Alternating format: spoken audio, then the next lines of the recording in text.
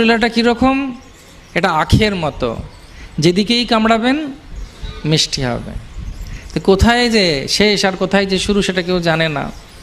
ঈশ্বর পরম কৃষ্ণ সচ্চিদানন্দ বিগ্রহ অনাদিরাদি গোবিন্দ সর্বকারণ কারণ। তো সেই ক্ষেত্রে ভগবানকে যখন আমরা মনে করছি, ভগবানের প্রত্যেকটি লীলা যার কানে একবার প্রবেশ করে, গৌরাঙ্গেরও মধুর লীলা যার কানে প্রবেশিলা, হৃদয় নির্মল ভেল তার হৃদয় নির্মল হয়ে যাবে। তো সেই জন্যে ভগবান প্রকট হয়েছিলেন কেন? আজ থেকে 5000 বছর আগে। পরিত্রাণায় সাধুনাম বিনাশায় চ দুষ্কৃতাম ধর্ম সংস্থা পুনরুত্থায় সম্ভবামি যুগে যুগে। ভগবান কেন এসেছিলেন? ভক্তগণে সুখ দিতে প্রভুর অবতার, যথাযোগ্য তাহা করেন ব্যবহার।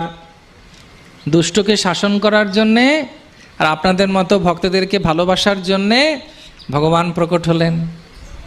ভগবান বললেন, সর্বধর্মাং পরিত্যাজ্য মামেকং শরণং ব্রজ অহং ত্বং সর্বপাপেভ্যো মোক্ষয়িষ্যামি মা শুচ।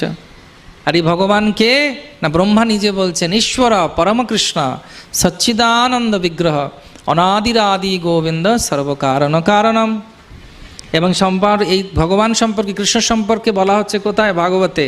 কৃষ্ণকে এতে চাংস কলাপ্রুংস কৃষ্ণস্তু ভগবান স্বয়ং ইন্দ্রিয়রি ব্যাকুলম লোকে মৃড়য়ন্তি যুগে যুগে।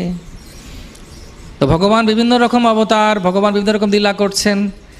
ভগবানের অনেক অবতার আছে, মন্বন্তর অবতার, যোগাবতার, লীলাবতার, গুণাবতার, শাক্তাবেশ অবতার। কিন্তু সব অবতারে ভগবানের একটাই উদ্দেশ্য থাকে, কি? আপনে আচরি প্রভু জীবেরে শেখায়।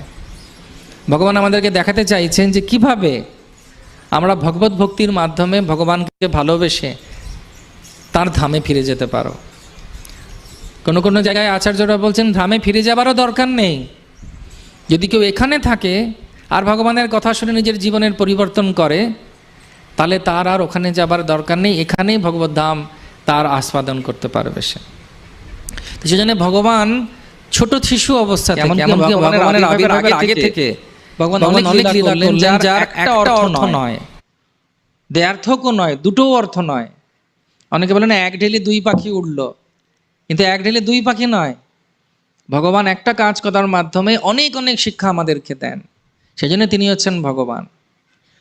তো ভগবান যখন কোনো কিছু বলেন, ভগবান যখন কোনো কিছু করেন, ভগবান যখন কোনো আচরণ করেন বা ভগবান যখন কোনো লীলা করেন, তখন তার মধ্যে অন্তর্নিহিত অনেক কিছু অর্থ আমাদের বুঝতে হবে। তার জন্য আচার্যরা তাদের টিকা টিপ্পণীর মাধ্যমে আমাদেরকে খুব সরলভাবে বুঝিয়ে দিয়েছেন, যেভাবে শিল প্রভুপাদ আমাদেরকে বোঝাচ্ছেন ওনার তাৎপর্যগুলোর মাধ্যমে।